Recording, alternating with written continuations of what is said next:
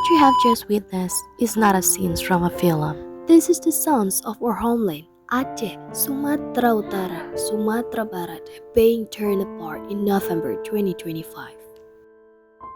I saw it by myself. Fire at gas factory, volcanic eruptions, earthquakes, landslides, raining and flooding are what's currently happening at the same times. In the darkness, our homes and all of our memories, and even the lives of our families and neighbors were almost lost. It was swept away by the flood.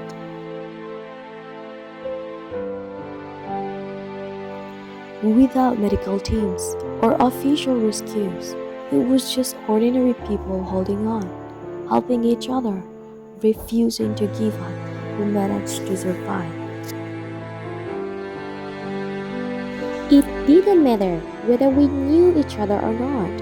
What mattered was helping one another to stay alive and safe. This disaster showed no mercy, sparing neither children nor the elderly. It struck anyone in its path. Some held on by climbing onto the rooftops, others fought the raging water or clung desperately to the nearest trees. And there were those who could not escape the force of the current, carried away until they were late found, with their lives already gone. The current was unbelievably strong. It tore through everything in its path: house, cars, giant trees, and even the bridges that once held our rotors together. But there was something even more shocking hidden within the chaos.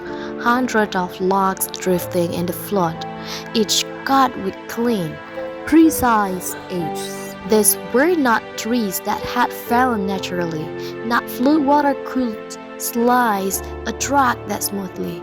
It became painfully clear that this disaster was not shaped by extreme weather alone, but also by brutal deforestation carried out by irresponsible human hand.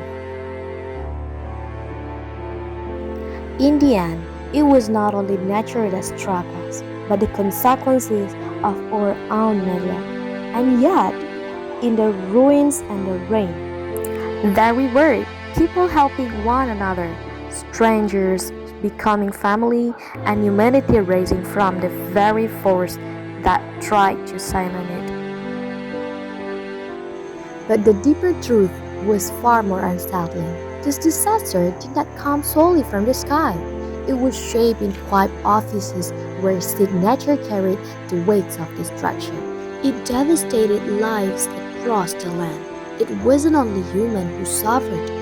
Innocent animals, with no voice and no part in any of this, were driven from their habitat, left to face the consequences of truth they never knew. Permits were issued for logging and for the clearing of vast stretches of forest. Permission granted in the names of development but used to carve open the lands for menace the Israeli mountains and rivers alike. Wealth flowed upward to a small circle of beneficiaries, while the communities living beneath the ridgelines faced the consequences alone. The forests that once shielded us were stripped away, and the soil that once held the hill in place was loosened by greed. In the end, the profits belonged to them, but the disaster belonged to us.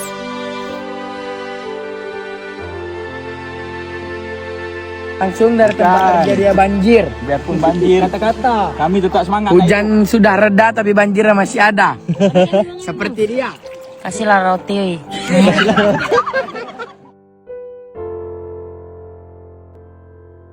Bodies lay where the water had left them, and the silence that followed felt heavier than the storm itself.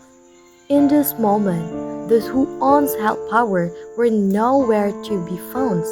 It was only the people, neighbors, strangers, Families who had lost everything, who reached out to one another just to stay alive.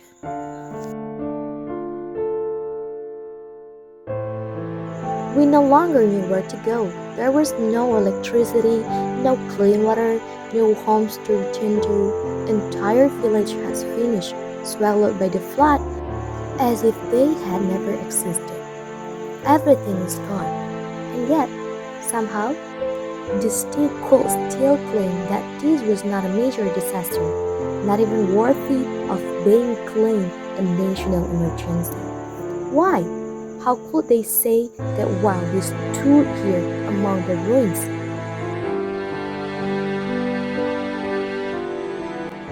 What are you waiting for? Look at us.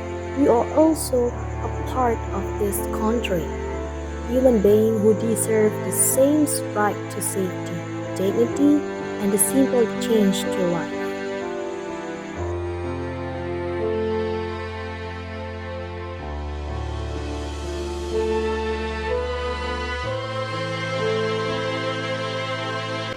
After more than 5 days, a few urban areas finally began to regain electricity and internet access. But for the rest, nothing changed. As of today, December 8, 2025, more than 60% of Aceh remain in total blackout, cut off from power and from almost every form of assistance. Roads have been destroyed beyond recognition, some buried, other turns open, and many roads are completely severed, leaving entire regions like Gunung Meriah, Aceh Tengah, and Blancajaran isolated from the world. The only way to reach them now is by air, yet hunger makes people courageous in ways they never imagined.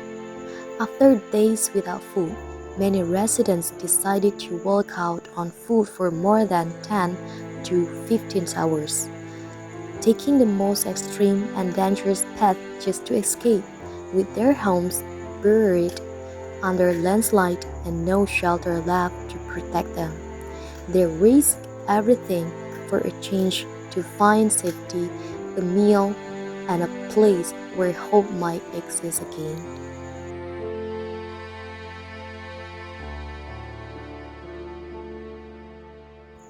What we can see now is only a small fraction of the truth. There are still countless other areas whose conditions remain completely unknown. Even after 13 days have passed since the disaster first struck. And what makes it even more heartbreaking is that many of those regions were flooded all over again after a night of relentless rain on December 7th. No one knows how they are doing today. No one knows what they are facing in the darkness that still surrounds them. After days of waiting for government aids that never seemed to arrive, the local authorities finally began distributing assistance to a few areas. But the scale of the disaster was far beyond their reach. Overwhelmed and exhausted, there were simply too many victims, and the relief they managed to send was far too little. Even they eventually reached a point where they could no longer keep up. Even the governor of Aceh declared that this was a second tsunami.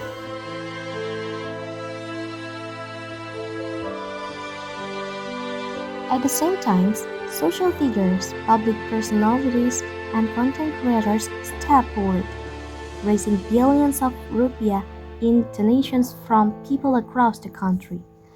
Their efforts brought real hope to those who had been left in the dark, and even more reassuring, medical supplies from our neighboring countries Malaysia arrived in large quantities, a reminder that compassion sometimes travels faster across borders than it does across bureaucratic lines.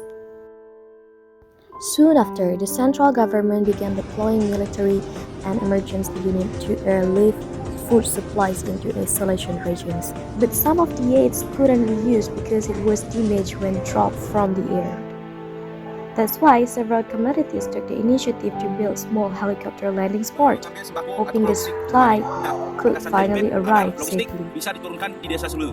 Kami memohon kepada Bapak Gubernur Aceh, kemudian Bapak Presiden Prabowo Subianto, ini sudah kami sediakan Pak, untuk landasan helipad biar tidak ada lagi alasan-alasan yang tidak masuk akal. Please, do not overlook these realities. And if the government is unable to handle the scale of this catastrophe alone, then allow the goodwill of other nations to reach us. Let their offer of help stand, not as an admission of weakness, but as a testament to humanity's shared responsibility.